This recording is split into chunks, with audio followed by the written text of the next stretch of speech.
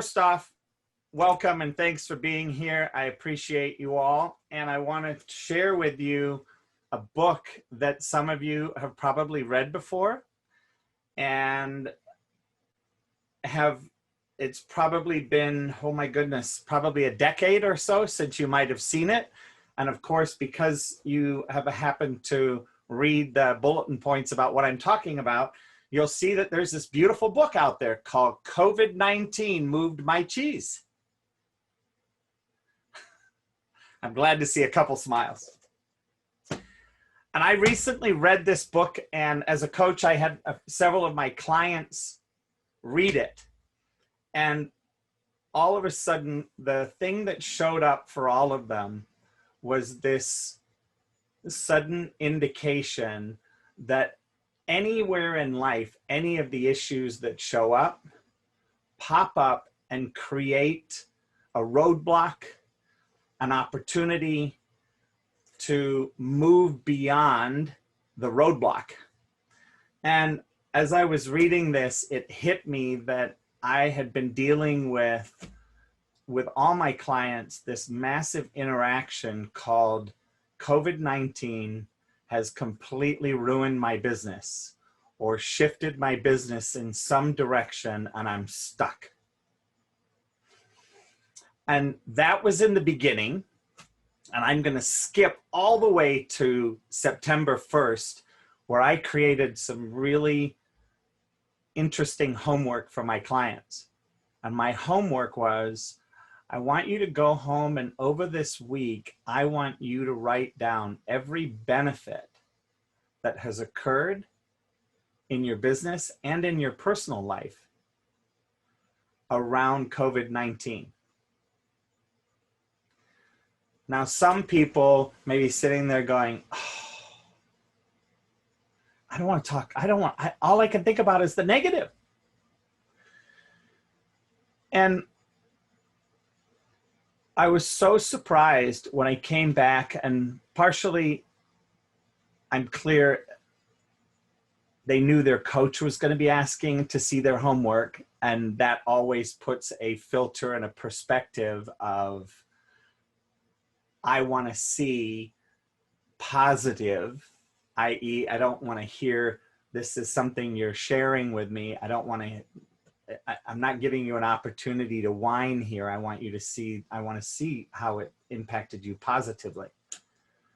What I got from every single one of my clients, every single one of my clients as employees that also took this on as part of their homework, was the miraculous events of, wow, I've learned to spend more time with my family.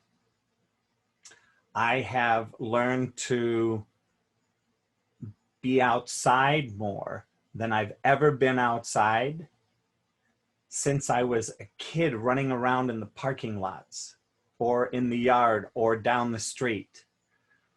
And for me, that was so eye-opening. I mean, I've thought about it. I have a couple of dogs. How many people have dogs here? And for those that I can see a couple people. Yep. And inside of the dogs, thanks, Russ. Thanks, Tina. Hey, Russ, if you're eating, don't worry. Oh, you just don't want to be on the video for everybody? Ah, gotcha. Okay.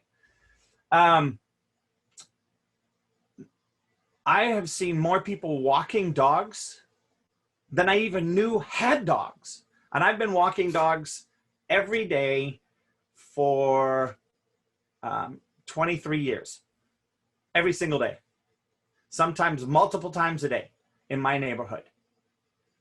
And the number of people that I've seen, that I've gotten to know, and by the way, I can't remember their names, but I can remember their dog's name.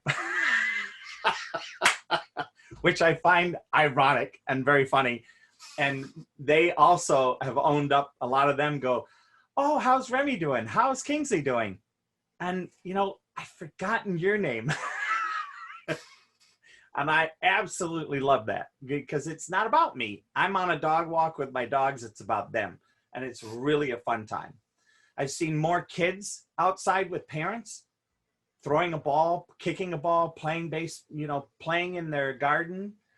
I've seen more gardens that have been tended, more people growing plants.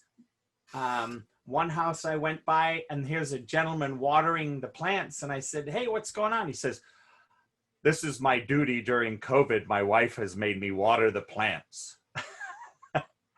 And to hear that, it was completely eye-opening. I mean, prior to that, who would have said anything like that in response? Nobody. So I started to see this big opening with community. Started to see, wow, if people look and see how this has impacted their personal life, and they take that into their business, what could be possible in their business? What could be possible for them to take their business to the next level? And after doing the homework on the first week, what started to be the next step was me telling my clients to be interested in their customers, to learn how their customers were dealing with COVID and looking from a positive aspect, like nurturing them, asking them questions in a way that worked. See, in Move My Cheese, for those of you that don't know, there are really 4 main characters in this book. There's Sniff and Scurry, the 2 mice, and then the 2 little people, Hem and Haw, and all 4 of them are in a maze. And it talks about, I'm not going to give the whole story away, but I'll say this.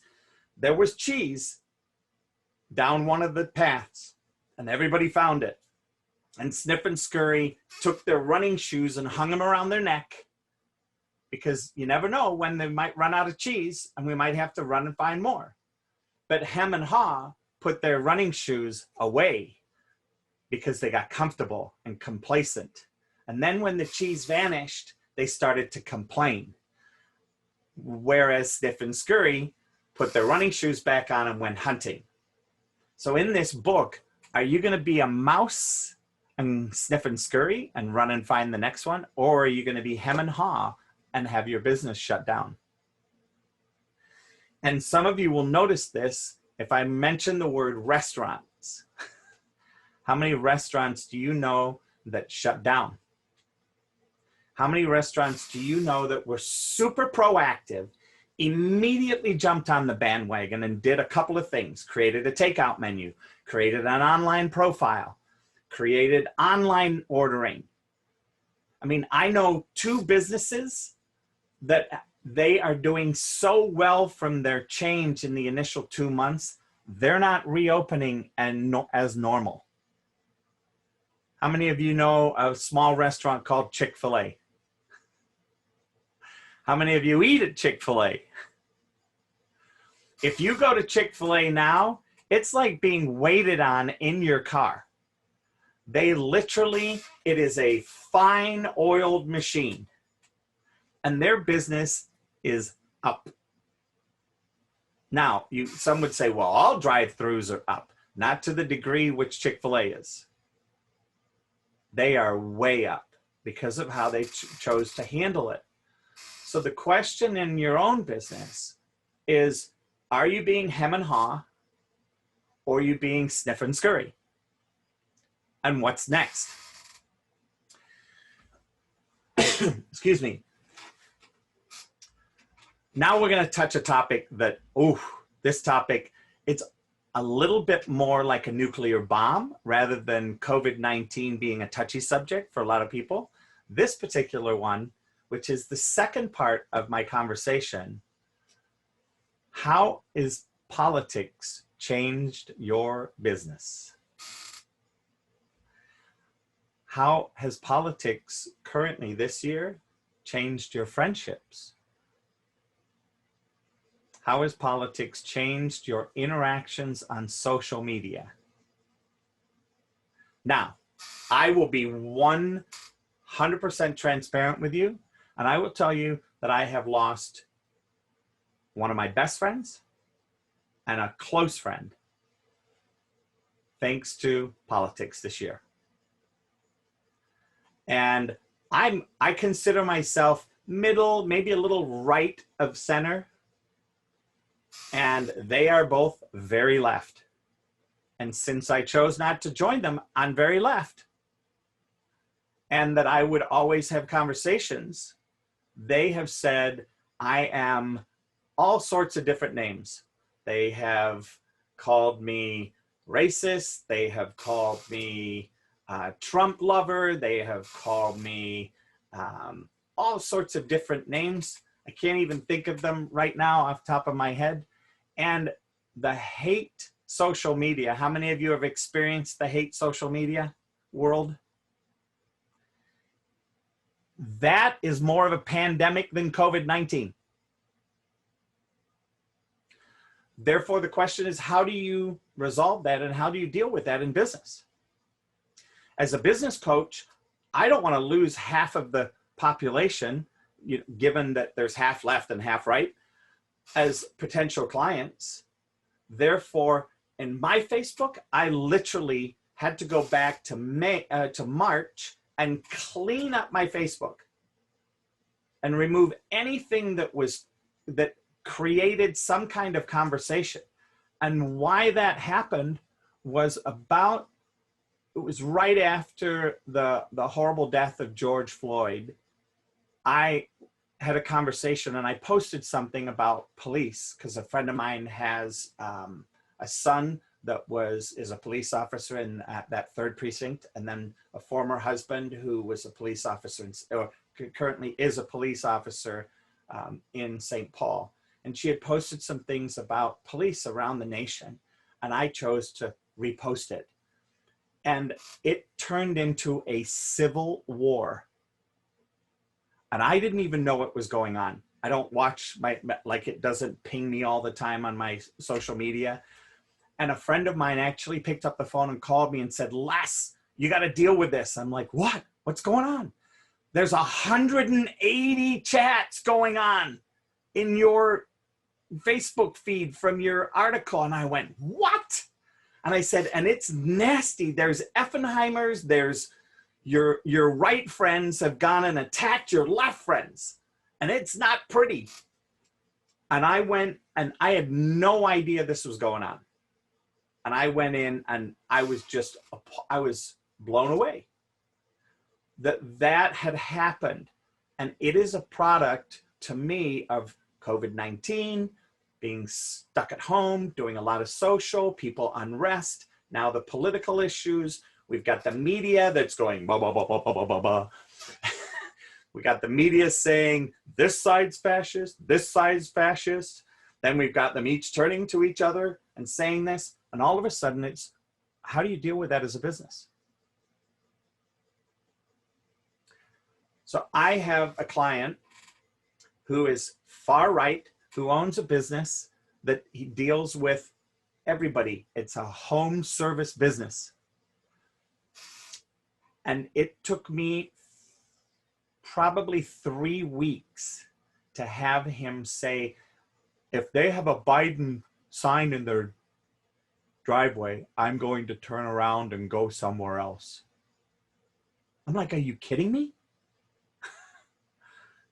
Because of a sign? And I look at that, and now the responsibility I have on all my social media is to be very responsible for what do I respond to? How do I respond? Am I conscious of both extremes so that I can be politically correct? And by the way, anybody here have people in the military or been in the military? Okay, so I'm a vet, as you can see, and one of the things in officer training, there are 3 conversations that are never supposed to be spoken about at the dinner table: sex, religion, and politics. And there is a specific reason for that. They are like putting a nuclear bomb in the middle of the table. therefore, these are the things to be responsible for with politics and COVID-19. How many of you on this call love wearing masks? Show of hands. Of the 6 people that I'm looking at, me included, not a hand went up. Anybody boycotting masks? So there are many people that are boycotting masks, especially if you go outside of the Twin Cities area. Lots of people don't like the idea of masks. And there are several businesses, even here in the Twin Cities, that say it's your choice. And they have the specific set of rules from the governor that are in the window, and they've had a lawyer go in and highlight and, you know, have said it's choice, it's choice, it's choice, right? Well, guess what? I wear a mask not because I want to. In fact, I am anti-mask. I wear a mask because of how it occurs for other people. I teach a class on communication. It has 5 parts to it: listening, being present, speaking, body language, and being in another person's world. And this last one is why I wear a mask. And it's also why at a dinner table, I don't talk about politics, sex, or religion. And in my business, I'm very conscious of how I am with my communications with my clients and my training and developing of them in their wanting to grow their business and how they occur for people. I've had several clients had to take Trump stickers and Biden stickers off of their bumpers. I'm like, what are you doing? Why are you doing that? Well, I support them. I'm like, okay, what about the people that are on the other side of the fence? This is a work vehicle.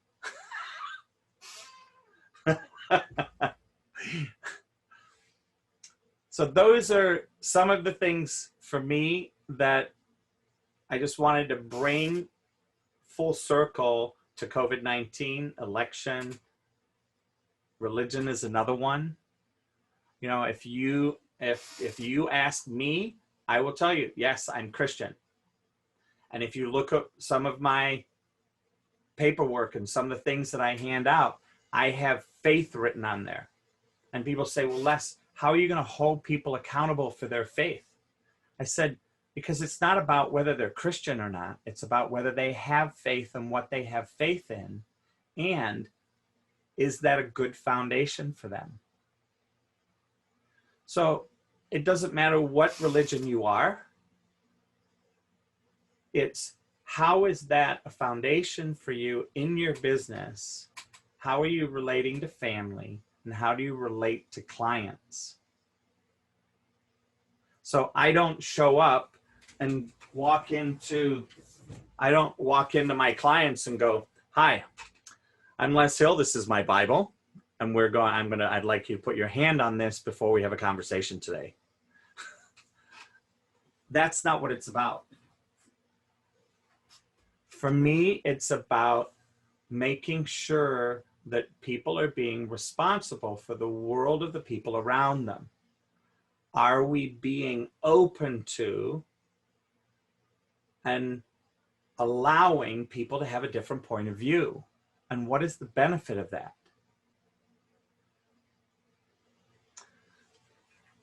See, there's a couple of movies that, and I have 2 of them, and some of you may or may not have heard of them. One is Logan's Run or Clockwork Orange. And some of these things, those movies, were about everybody being the same and following, dressing the same. And one of them, I can't remember which, everybody's in white, like all their clothes are white. Everybody. And I asked people, look, what do you think this world would be like if everybody was you? Well, I don't know about you, but I don't know if I could live with a whole world of me. mean, as a coach, one of the things I coach on is grace. And if we have grace for ourselves, because I know I'm my own worst enemy. How many of you have that experience?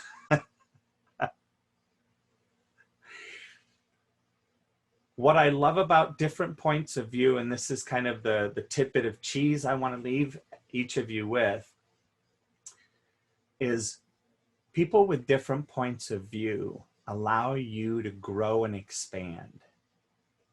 Now, when they share their point of view, and if they share it authentically without hitting you over the head with it, who knows? Maybe you'll take a nugget or two from what they said, and you may shift a little. That's a beautiful adult way to go about being with different points of view. When you try to hit somebody over the head, they get defensive.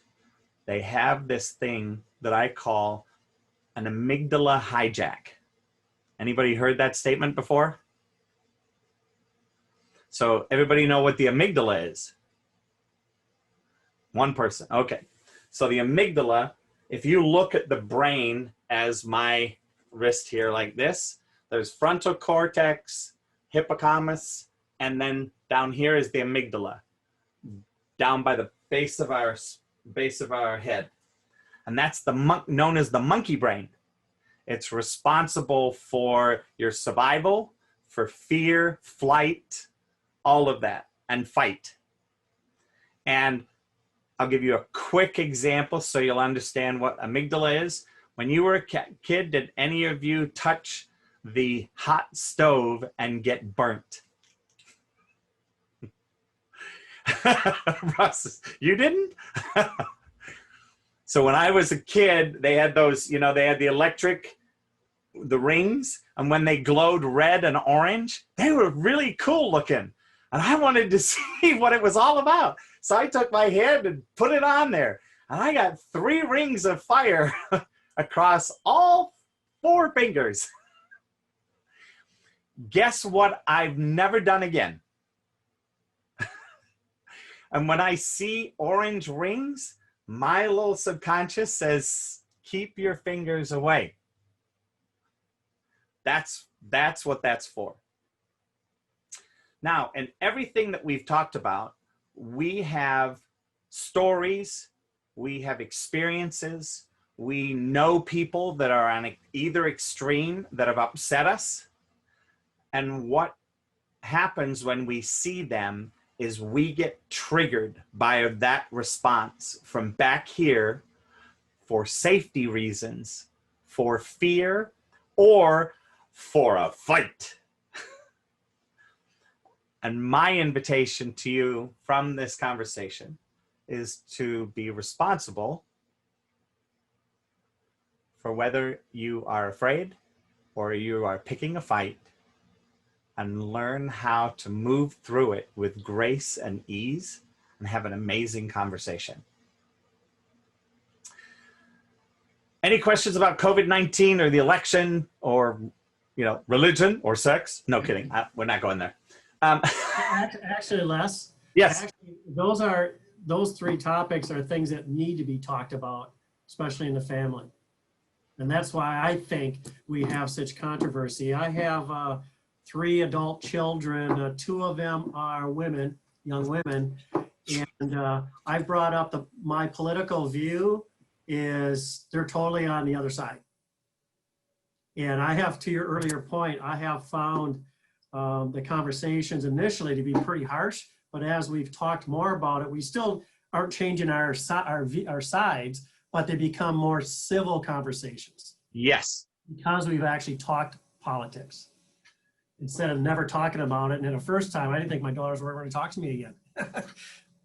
but because we started talking about it, and the same thing's true, with the other topics. So that's I agree with you there. No, I completely agree. One of the things, and it's literally the last note for me to leave you with, is to find people to practice with that you know and love, and there's nothing that would ever come between you. Mm-hmm. and learn how to be in conversation with those topics and figure out what it is that you are triggered by. Find out what it is that you're getting triggered by in the conversation and be responsible for it. And I think that with your family, as you grew into the conversation, Russ, my sense is that you started to understand your kids' conversation and why they had that view, whether right or wrong, and you appreciated it for who they were and how they were about that view. And in stepping back, allowing them to say all that, what ends up happening most times is then they step back and listen to you say your point of view and see why you're this way. And then there's an appreciation and a balance that happens that is civil rather than civil war. Right. Does that communicate? Yes. Yep. Excellent. That's really awesome. Congratulations on that. I know many people on the other side of the fence that have stopped talking to some of their kids. So congratulations. That's really great. But I like your point. I have other friends that after I mentioned who I'm voting for, they kind of like shut down. I haven't heard from them. Which is really sad. I mean, Yeah. this is it's a crazy time. It's a crazy time. Thanks for sharing. No, you're welcome. Who else? Anything else? I found myself kind of just totally shying away from using social media recently because I find myself getting worked up about such small things constantly where I feel like it's not even worth my time to look at it. And I'm a person, I consider myself to be pretty much in the middle. Sometimes I lean left, sometimes I lean right. And just from having conversations with my fiance or her parents who they lean right, they're more of a Christian family, and I don't hold any significant religious beliefs. I have such great conversations with them, and it's awesome because we have just like an open discourse when it comes to these kinds of things. And then I go online and I feel like if I try to have these kind of conversations, I'm just going to be attacked. That's how I feel, at least, because it's almost like if you're on a certain page and you say the wrong thing, then you're just instantly the bad guy, and whoever is at the bottom of the dog pile is the loser, and you just end up feeling like crap. That's just how I feel when I'm on social media nowadays. So I just shy away from it totally, and I don't know if that's the right thing to do or the wrong thing to do or what. Well, I'm going to jump because that was the second to last thing that I would talk about. I'm going to jump to it now because I think it's perfect since you brought that up, Will. There are two methods of communication that have become, and one I'm kind of grouping in a bunch of them, and you'll hear it when I say it, that have become absolute battlefields for this one word. Actually, I'm going to say three words. Context is decisive. And in emails is one. And then what I've encompassed in the bubble is texting, messaging, any kind of, or Snapchatting, or any kind of written, typed communication with another human being.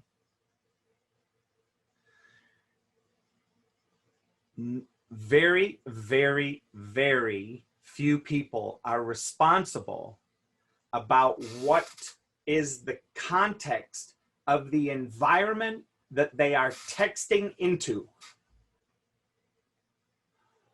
or they are sending an email into. What do I mean by that?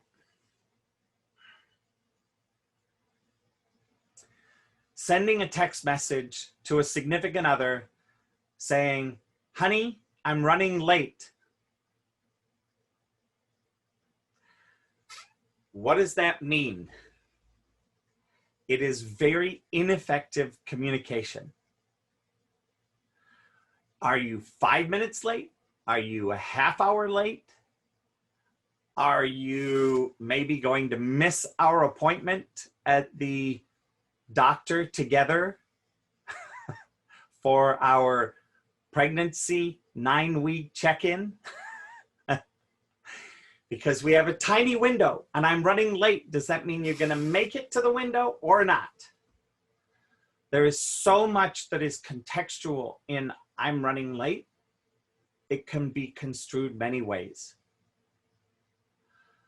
Same with any type of emotional exchange with another human being, male or female. I'm really mad at you. Or I'm really upset. Okay, who are you upset with? What are you upset at? If you think about it, there are so many things. And if I'll say, I've gotten that before. I'm really upset, and a text. And I go, and my text back is, well, now what did I do? Or what did I say? Or what did I not do? And I get a text back, not everything's about you. Well, so what's it about? Who are you upset with? Well, I'm upset at work. Well, is that your boss, your employees? Right? All of those things. So if you notice, one of the things that I highly recommend is no contextual conversations by message, by email. And so now let's come full circle, Will, to social media. I would say social media is literally like going to one of those tomato booths where at the Renaissance Fair where you stick your head through a hole and there's a bunch of people that are throwing tomatoes. And somebody comes and sticks their head through the hole and go, I like Biden. And the people, all of a sudden there's a rush of people that grab tomatoes that are Trump supporters and go, and then on the hole next door, the guy sticks his head through, I like Trump. And all the Biden lovers whip over there and buy the tomatoes and start throwing. So in being responsible, Will, for getting onto social media, if you want to get onto social media, I highly recommend not setting up a target or jumping into the stream. Now, what do I mean about jumping into the stream? So I'm the guy that suddenly says, jumps into the conversation and literally walks between the thrower of tomatoes and the speaking head and says, hey, come on now, let's be civil. Let's talk about this. Now, those guys just paid for the tomatoes. They're not interested in talking. Person that just stuck his head through the hole wants to get his point of view across. And me being in the middle, I'm just a target from both sides.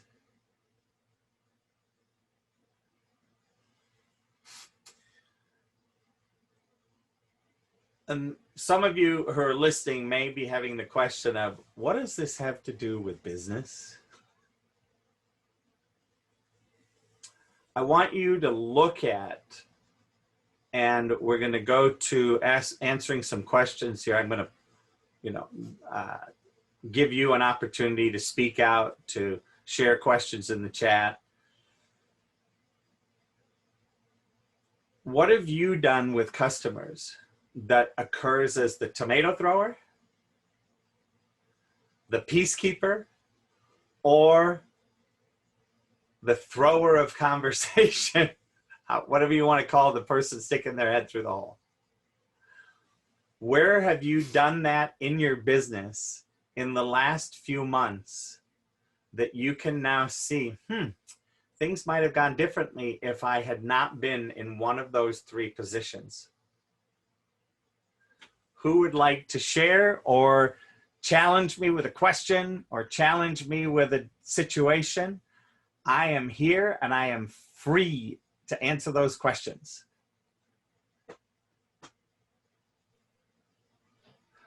Don't all ask at once. Something that Office Centers has done, we've had to create, I think we called it like a COVID clause. That's kind of like our not our stance, but how we are reacting to the climate. We've had to update our code of conduct as well. With the political climate shifting after George Floyd's death,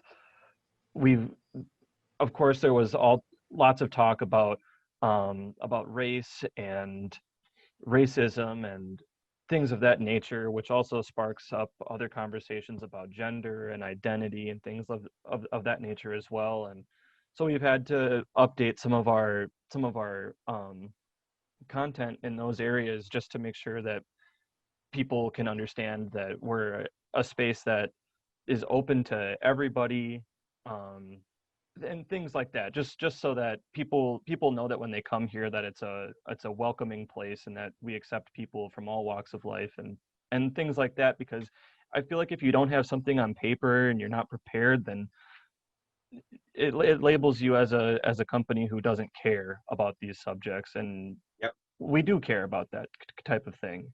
And then, I feel like if you don't do it, you're labeled as people who don't care. And then in certain circumstances, if you do it, then you're labeled as just doing it because you reacted to something and you're only doing it to save face. But I think as times move forward, you have to do these things, at least in my opinion. Well, I'm gonna invite you to choose different languaging. Mm-hmm. And the languaging, it's not have to or not have to. Right. It's Office Center has chosen, in the interests of all, Mm-hmm. to create a safe space. Yeah. Where all are welcome, all conversations are welcome, all races, everything is welcome. And please be responsible for how your communication, i.e., when I'm talking about communication, this is the communication where 85 to 95% of our communication is nonverbal. Mm-hmm. How does our communication impact those around us? Right. And inside of that, I'm going to give a great example, and I'm not jumping on a side here. I've just seen this recently. There is a lot of people that have extremely bright red clothing with support Trump. Hats, t-shirts, everything. Now, to walk into a workspace and sit down in the middle of the workspace area dressed like that has an impact that is not being responsible for the environment. And if I owned that space, i.e. if I was the owner of Office Center, I would come up to somebody and say, I really need to have a conversation with you. This is not what we're committed to inside of our code of conduct, right? Because it has an impact that is greater than, it's not me telling you your political choice, but there's a conversation that is happening as a result of that demonstration, which is, it's not like it's gray and you're hiding in the, you know, in a booth. It's bright red, it's bright out there, and it causes a reaction. And that is not, that is like having a conversation of politics, sex, or religion at the table. It's a place for home. It's a place for a safe environment where it's not going to trigger the extremes. Does that communicate? Absolutely. Yep. And those are the types of things that we want to let people know, that when you're in office centers, when you're in this space, we want you to feel comfortable. We want you to feel like, you know, you're part of our community and that you're welcome, and not that, and we want all of our members to feel that way, not just certain members, everybody. Yep. Yeah. And it's, you know, one of my bullet points was, are you mad and stopped, or are you mad and inspired? Right. Right. For me, I look at that, and being a little right of center, that puts me right closer to Trump than to Biden. For me, that is offensive. And even though I may be closer to being a supporter than a non-supporter, I look at that and go, wow, that person's really inspired, and it's having an impact that is driving a conversation for aggression or defense or retaliation of some sort, which is not a good place for business.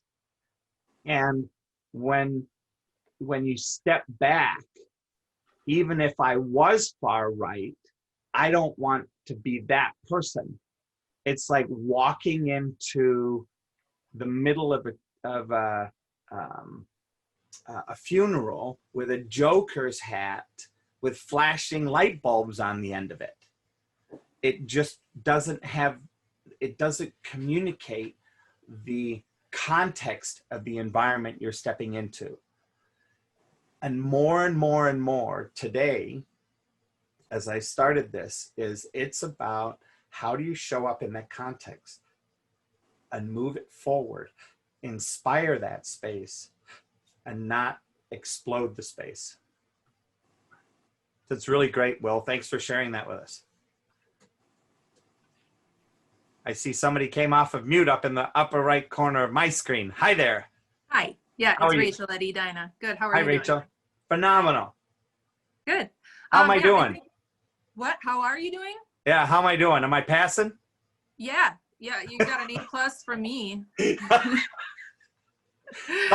all about looking good, right? Right. Yep. You got the suit. You got the tie. What question did you have? I didn't have a question. I had some thoughts, Yes. of coming, from both Russ and Will, what they've had to say. And I think some words that just kind of keep coming back to me as we're talking about all of these topics are the importance of listening to each other, and just respect and tolerance and inclusiveness. And that's when it comes to the politics and just being able, I think that's great that Russ and his family have been able to talk about it, because that is really hard. They are topics that are very touchy, but I think Russ was right that we do need to start talking about them more, and everyone needs to find a way to really sit back and, like you were saying, listen to what someone else has to say without judgment. And even if they think very differently from you, to respect that they're another human being who has that right to their convictions and their beliefs. And as far as how that applies to business, and how Will was talking about what Office Centers has been doing during this time, it's just really important to provide a safe space, and to just respect keeps coming to my mind. Is that I feel like a lot of people across the board, and I think, yes, the pandemic has really built up people's anxieties, and it's kind of been this pressure cooker that's just been waiting to explode or whatever. That it's just contributed to that, but that we all just need to take a deep breath, listen to each other, respect each other, and, you know, just try to move forward together. And we'll get through this, but yeah, it's a hard time all around with everything that's happening. But yeah, those were the words that kept coming to my mind. It's really great. So. Thank you, Rachel. I appreciate that. I think one of the things that I'm hearing too is it's if I haven't walked in that person's shoes, how can I judge them without getting to know them? And then once I know them and we've built a relationship, then perhaps in that moment of trust and authenticity and respect, they will let me share my opinion. And from that, then when we come together, right, it's like marriage between, you know, when two people come together, the sum of their parts is greater than the separate parts. And there's a reason for that. There's a reason because when you come together and you take everything that's amazing over here and all the breakdowns and all the trials and tribulations and you do it over here and you come together and you form this person, it's what shows up is the best of all worlds, the best of all pieces, and which means this person's moved a little and this person's moved a little and a compromise has happened. I mean, Martin Luther King, one of the reasons he did his best to demonstrate as opposed to riot or damage and force was to allow people that were not his point of view to see his point of view without getting defensive, right? Because I think there are so many people on the opposite sides that get defensive about and start worrying about the destruction, the violence, the rioting, the protesting, and they lose sight of why people are doing that. And, you know, Martin Luther King was able to get his point across without that violence because he didn't trigger the defense mechanism, the monkey brain of all the people that were against it, right? He was able to communicate past those filters over here. So people went, maybe you have a point. Maybe there's truth in those words that we've never seen before because we're too blinded by this that's going on. And I think that's what, to me, in business, if we can quelch the fire, it allows us then to be able to sell or present or offer to both sides. And it really is, that's for me as a coach and working with my clients, it's how do I pull the pieces from this person? How do I pull the pieces from this person so that when they come together, they're looking at all the pros rather than fighting with the cons?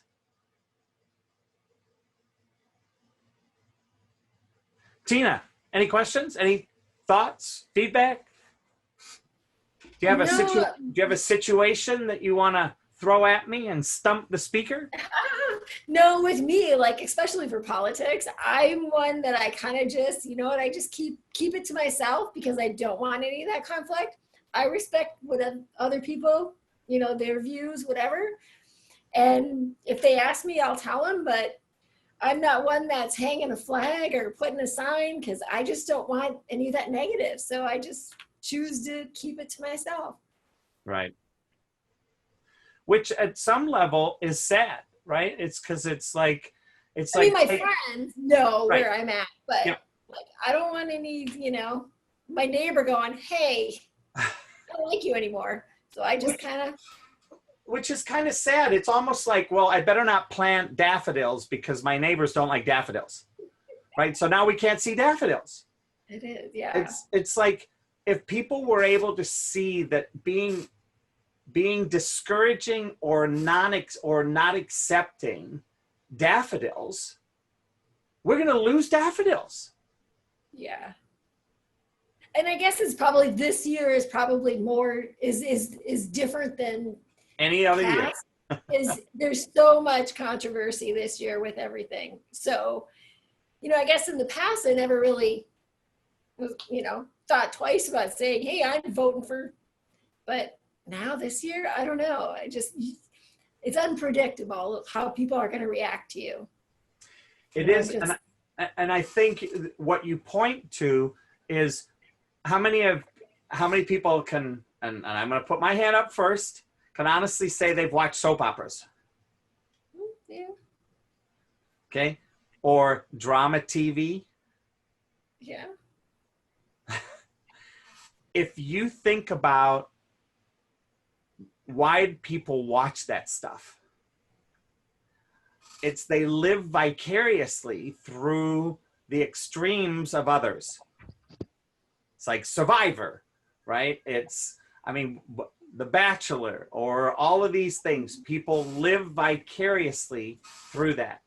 And in today's world, they haven't been able to do as many of those shows live. So it's all reruns. So what is the media transfixed on? The drama of life. And they pick the extremes. Why? Because people don't want to hear about, hey, Tom went to the Wedge for the first time and enjoyed finding all the organic stuff and became a member at the Wedge Community Co-op. That isn't like, it may be attractive to some people, but it doesn't stir up, hey, you gotta watch this video. It's Joe going to the Wedge and signing up as a new member. Yeah. No, it's, hey, you gotta watch this video. It's some crazy guy carrying around this and this and this. And then the other side keep doing this. Right? So the media has taken the intensity level of everything that we have and what we are and gone to here. Yeah. So to your point, Will, right? It's social media has just taken the lid off of drama. And we as human beings feed off of drama of some sort or another.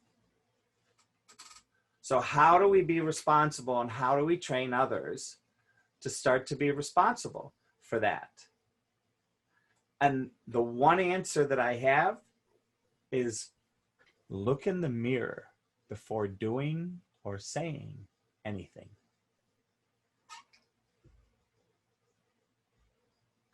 And by the way, I may have a halo of light, but I definitely don't have a halo.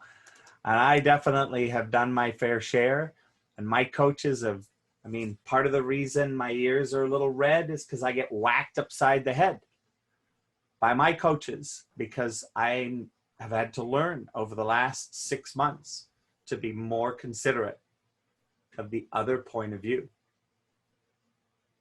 Will, how do we, I know we're like 2 minutes away from the hour. And I'm assuming that it ends right on the hour. Yeah, so we can just wrap up real quick. I just want to thank everybody. I want to thank you, Les. This has been a really nice conversation, and I like having an open discourse like this with our members and other people on our staff, and the presenter. It's just great, and I really appreciate bringing up all of these topics, especially right now, leading into the election, leading into 2021's coming soon. Who knows what that'll bring? So, more excitement. Yeah, that's true. So yeah, I just wanted to say thank you to you and to everybody else. We do have some events coming up soon. We have Blackjack Friday coming tomorrow, actually. We have our newsletter coming out next week, which there's going to be a lot of great news on there. One of the things is we have a brand new website coming with all new functionality and stuff on it. So that's something that everybody can look forward to. And then a lot more events coming next month. So, yeah. Well, I would love to connect with any of you one-on-one, and I'm gonna leave with putting something into the chat here. This is my information, And I would love to let you know that there are a couple of things I want to leave you with. You Are Worth It, Louise Griffith. She's going to be speaking with AGC tomorrow. So please check it out. And also, I want to speak to the inside you, and remember, you are a badass. And these are two amazing books. And if you need to, call me to create your worth and discover your badassness. And I appreciate the listening. I appreciate the interaction from Rachel. Thank you. Tina, thanks. Russ, really appreciate what you're up to. And Will, thanks for being you. Thank No you, problem. Les. Thanks, Thank you. Les. That's All right, guys. good. Bye now. Take care. Bye-bye.